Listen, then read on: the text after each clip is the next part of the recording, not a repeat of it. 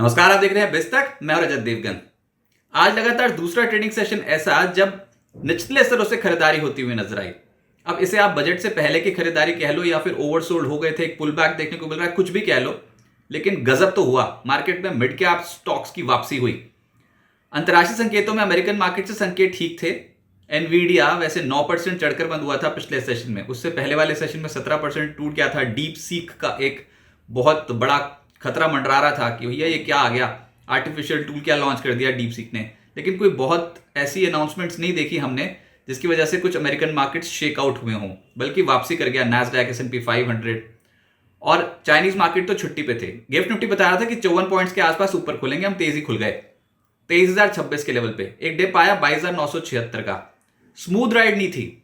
दिन में एक बार एक सेशन ऐसा जरूर आता है जहां पर एक डिप आती है बहुत तगड़ी। आजकल आज भी 11 बजे के आसपास एकदम से डिप आई थी। आधे घंटे में 140 पॉइंट्स निफ्टी साफ हो गया था। पूरे दिन के गेन्स वाइप आउट हो गए थे, लेकिन फिर 11:30 बजे के आसपास फिर से चलने शुरू हो गए। दिन का हाई लगाया 23,183 और 23,163 की लेवल की क्लोजिंग, यानी कि दिन की ऊंचाइयां छूते छूते आप बंद हुए हो 205 अंकों के तगड़े गेंस के साथ। निफ्टी बैंक 299 अंकों की तेजी के साथ 49,165 के लेवल पर बंद हुआ है और सेंसेक्स 631 अंकों के गेंस के साथ 76,532 के लेवल पर बंद हुआ है। असली खेल हो गया मिड कैप स्टॉक्स में।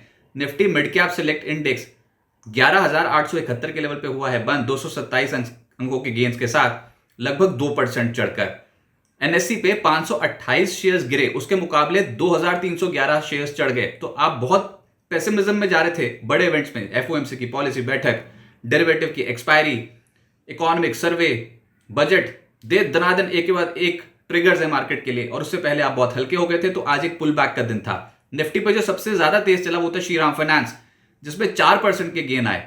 फिर बीईएल 4.25% चढ़ गया। टाटा मोटर्स रिजल्ट से पहले ही खुश हो गया, 3.5% ऊपर। बाजार बंद होने के बाद टाटा मोटर्स के नतीजे आए हैं। एसबीआई लाइफ और ट्रेंड 3% से 3.25% उछल गए। निफ्टी लूजर्स में आईटीसी होटल्स आज लिस्टिंग हुई है, 3.5% ये नीचे आया। फिर Maruti, Asian paints, Bharti Airtel और ब्रिटानिया जैसे स्टॉक्स में आज गिरावट देखने को मिली। एफएनओ गेनर्स में सीजी पार, ये जो कल बहुत ज्यादा पिट गए थे डीप सीक की खबर की वजह से, वो स्टॉक्स आज पलटी मार गए, निचले स्तरों से खरीदारी हो गई। सीजी पार 9% ऊपर आया। फिर एक स्टॉक था आज केपीआईटी टेक, जिसमें करीब करीब 9% के रिटर्न आए। लॉरस लैब्स 8% चढ़ा। आईईएक्स और जोमैटो जैसे स्टॉक्स भी चढ़ गए। मिड कैप्स में तो बहुत तगड़ा खेल हो गया आज। एफएनओ लूजर्स में जेएसडब्ल्यू एनर्जी, नतीजों का इंपैक्ट 6% नीचे आ गया। बॉश 5.5% नीचे, अंबुजा सीमेंट 4% नीचे। बर्जर पेंट्स और इंडस्टार्स भी आज दबाव में रहे। मिड कैप्स की सूची तो बहुत बड़ी है आज, क्योंकि पुल बैक का दिन था, ओवरसोल्ड हो चुके थे, तो पलटी मारी तो बहुत शानदार। अब उसमें एमी ऑर्गेनिक्स 20% ऊपर, सिरमा, नतीजों का इंपैक्ट 20%, अपर सर्किट आयन ऑक्सीमेंट 20% का अपर सर्किट, दीपक फर्टिलाइजर 16% ऊपर, पीजी इलेक्ट्रोप्लास 13.5% ऊपर, जीएमडीसी 13.25% चढ़ गया। कार ट्रेड, वोल्टाम 12% से ज्यादा चढ़े। आइनॉक्स, ग्रीन और लिंडे इंडिया जैसे स्टॉक्स 11% से ज्यादा चढ़े और सूची बहुत लंबी है। फिर मिड कैप लूजर्स में एजीआई ग्रीन पैक 17% नीचे, ई मुद्रा 17% नीचे, जुपिटर वैगन 8% ज्यादा टूट गया। जेएसडब्ल्यू एनर्जी, पावरमेक और आइडिया फोर्ड जैसी कंपनियों के स्टॉक्स आज गिरे हैं। सेक्टर्स बहुत सारे पॉजिटिव हुए। Autos, TVS motor, Tata Motors, ये सब स्टॉक्स तेज थे। बजाज ऑटो के जो नतीजे आए उन्होंने मूड सुधारा। उससे पहले एक दिन पहले टीवीएस मोटर के भी नतीजे आए थे। तो ये जो टू व्हीलर कंपनियां हैं, इनके स्टॉक्स तो बहुत तेज चले। 5.5% टीवीएस मोटर ऊपर, बजाज ऑटो 3% ऊपर। फिर Tata Motors pre result buying हो गई, 3.5% ऊपर आ गया। एक्साइड के नतीजों का इंपैक्ट 3% ये ऊपर। मदरसन, एमएनएम जैसी कंपनियों के स्टॉक्स ऊपर। आईटी में खरीदारी हुई परसिस्टेंट में 6.5% ऊपर। एलटीआईएम 4.5% चढ़ गया। एलटीटीएस 4% ऊपर। एम्फोसिस, कोफोर्ज, विप्रो, इन्फोसिस 2.5% से 4% का रिटर्न दे गए। डीप सीक की कोई बहुत बड़ी ऐसी कोई खबर देखी नहीं आज जिसकी वजह से कुछ नेगेटिव इंपैक्ट आया हो। इनफैक्ट जैसे ही पता लगा कि एनवीडिया का शेयर चढ़ गया अमेरिकन मार्केट पिछले सत्र में, तो हमारे यहां पर जो डैमेज हुआ था कल के सत्र में, ये जो स्टॉक्स थे जैसे कि नेटवेब, अनंतराज, न्यूजन, इन सब के स्टॉक्स आज चढ़ने शुरू हुए और फिर लग गए circuit. Netweb, Anantraj 10% upper circuit पे चले गए। न्यूजन 10.25% ऊपर, सीजी पार 7.5% ऊपर और केन्स का स्टॉक 6% ऊपर। एनर्जी स्टॉक्स में खरीदारी आई बहुत समय बाद। आइनॉक्स विंड दे दनादन भागा 20% ऊपर।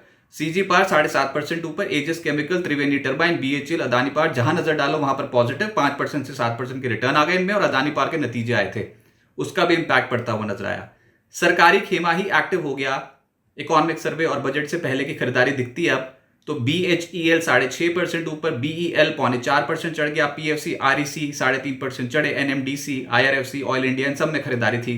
मेटल्स में भी एक रीबाउंड देखने को मिला, जिसमें Welspun corp, JSL, Ratnamani, NMDC, JSW steel इन स्टॉक्स में हरे निशान की क्लोजिंग दिखाई दी।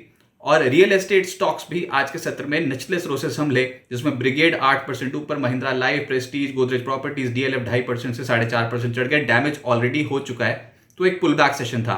फार्मा में भी पुल बैक, लॉरस लैब्स 8% ऊपर, इप्का लैब्स 5% ऊपर, मेट्रोपोलिस, ग्लेनमार्क और डिविस लैब्स जैसे स्टॉक्स में तेजी थी। एक दिन पहले देखते तो इन सब स्टॉक्स में हड़कंप मचा हुआ था, फिर वही बात, बहुत ज्यादा ओवरसोल्ड हो गए, तो कहीं ना कहीं तो खरीदारी होनी थी।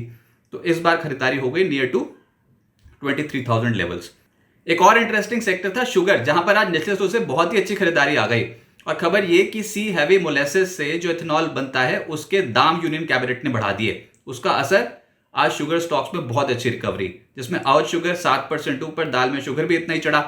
फिर Dwarikesh sugar, Mawana sugar, Renuka sugar, Dalmia sugar, सब में एक साथ खरीदारी होती हुई नजर, और अच्छे रिटर्न्स 5.5% से 6.25% के आसपास। डैमेज में तो भैया बहुत हो चुका है, तो निचले स्रोत से पलट रहे हैं स्टॉक्स, तो साफ तौर पे स्क्रीन बता रही थी आज। ऐसे में एक लिस्टिंग हो गई delta water and infra solutions की, लिस्टिंग भी अच्छी, 294 का इशू प्राइस था, उसके मुकाबले 325 पे ओपन हो गया, 10.5% प्रीमियम के साथ क्लोजिंग आई है 341.25 यानी कि 16% इशू प्राइस से कैलकुलेट करोगे तो रिटर्न्स इसमें मिलते हुए नजर आए। डॉक्टर अग्रवाल हेल्थ केयर का IPO आज से खुला है, 31 जनवरी तक खुला रहेगा। पहले दिन 0.07 टाइम सब्सक्राइब हुआ है, 382 से 402 रुपीज प्रति शेयर का प्राइस बैंड रखा गया। इशू साइज है 3027.2 करोड़ रुपए, जिसमें 300 करोड़ रुपए का फ्रेश इशू है, बाकी का है OFS। अब आगे क्या होगा, देखिए आज यूएस फेड की पॉलिसी आनी है, उसका एक बड़ा इंपैक्ट अमेरिकन मार्केट से पड़ेगा। हम बहुत क्लोजली क्या देख रहे हैं इस पॉलिसी में, ब्याज दरों में तो कोई छेड़छाड़ होने वाली है ही नहीं, लेकिन जेरोम पॉवेल की जो कमेंट्री होगी, यूएस फेड चेयर की जो कमेंट्री होगी, वो बहुत इंपॉर्टेंट होगी। ब्याज दरें अब कब कब कितनी कितनी घटेंगी, क्योंकि वो बार बार यही कह रहे हैं कि डोनाल्ड ट्रंप के आने से महंगाई बढ़ेगी। तो डॉट प्लॉट जो होता है वो तो बिगड़ गया, यानी कि जितना पहले सोच कर चल रहे थे इंटरेस्ट रेट्स घटेंगे, उतना तो उस क्वांटम से तो वो घटा नहीं सकते, लेकिन फिर भी बताएं तो सही कि अब इन्फ्लेशन की स्थिति क्या रहेगी, जीडीपी कितनी अमेरिका की रहने वाली है, महंगाई को लेकर उनके जो भी कमेंट्स होंगे, और साथ ही साथ जो इंटरेस्ट रेट आउटलुक होगा वो बहुत बहुत असर डालेगा। फिर उसके बाद डोनाल्ड ट्रंप की जो स्टेटमेंट्स आएंगी यूएस फेड की पॉलिसी पे, जब ये सब कुछ पॉलिसी वगैरह सब खत्म हो जाएगी, उसके बाद ऐसा तो है नहीं कि वो कुछ कमेंट नहीं करेंगे, वो भी कुछ ना कुछ जरूर बोलेंगे। तो फिर देखना होगा कि दोनों के बीच में क्या तालमेल बैठा, या फिर इस बार भी दोनों की दिशाएं थोड़ी सेपरेट हैं, जेरोम पॉवेल की और डोनाल्ड ट्रंप की। तो वो बहुत बहुत क्लोजली वॉच करेगा आज अमेरिकन मार्केट, और वहां पर तो बड़ी कंपनियों के नतीजे में जिनका असर देखने को मिलेगा। अच्छा, हम जो इस बार उछले हैं निचले स्रोत से पिटने के बाद, जैसे जैसे Q3 रिजल्ट सीजन बीत रहा है, तो पता लग गया किसके अच्छे किसके बुरे, जिसके कंपनी के अच्छे नतीजे है वहां पर तो पुल बैक देखने को मिला, जिसके खराब आया उसको बहुत बुरी तरह पनिशमेंट मिली। लेकिन हम तैयारी कर रहे हैं इकोनॉमिक सर्वे की और बजट की। तो 31 जनवरी को इकोनॉमिक सर्वे आएगा, उसकी सबसे बड़ी कवरेज आप बिस्तक पे देखोगे। फिर 1 फरवरी को बजट आएगा, सबसे बड़ी कवरेज बिस्तक पे। तो आपको बहुत ही आसान भाषा में इकोनॉमिक सर्वे की बारीकियां और बजट इसी चैनल पे, देश में आप किसी भी देश विदेश में आप किसी भी कोने पे हो, बस आप यूट्यूब पे ये चैनल पे आए, और उसके बाद आपको ये सारी बारीकियां जो है इकोनॉमिक सर्वे से जुड़ी और बजट से जुड़ी, वो इस चैनल पे आपको दिखाई देंगी, और साथ ही साथ स्टॉक्स पे रिएक्शन भी लाइव आपको दिखाई देगा। बाजार में हुआ ये कि ओवरसोल्ड हो गए थे, बार बार हम ये बोल रहे थे कि आप ओवरसोल्ड हो, जैसे ही आप 23,000 के लेवल के नीचे गए आप ओवरसोल्ड दिखते थे, और अब एक पुल बैक आ गया, शेयर पलट गए। अब इसको आप ये भी देखिए कि एफएनओ की एक्सपायरी होने वाली है इस मंथ की, कल उससे पहले की शॉर्ट कवरिंग ड्यू थी, वो भी होती हुई नजर आई। तो you are not out of woods, बहुत सब कुछ ठीक नहीं हो गया, इसकी मरम्मत होने में बहुत तभी समय लगेगा, लेकिन अभी यह समझ में आता है कि बजट से पहले हो सकता है कि 23,000 के लेवल और 22,950 के लेवल होल्ड कर जाएं, क्योंकि यहां पर दिखता भी है कि पोर्ट्राइटर्स एक्टिव हो चुकी हैं। आम मार्केट होती तो बहुत क्लियर कट पता लगता कि हाँ 23,100 का तो बहुत बड़ी सपोर्ट बन गया, एक्सपायरी से पहले सब कुछ ठीक हो गया।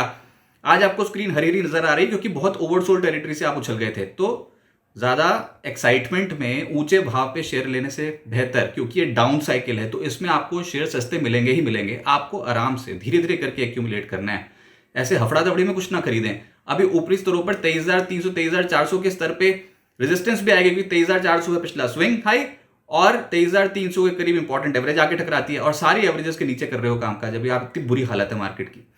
तो धीरे धीरे करके खरीदें, टिप्स में खरीदें, वो ज्यादा बेहतर रणनीति। एकदम से लपक के कुछ भी खरीदने लायक मार्केट नहीं बनेगी।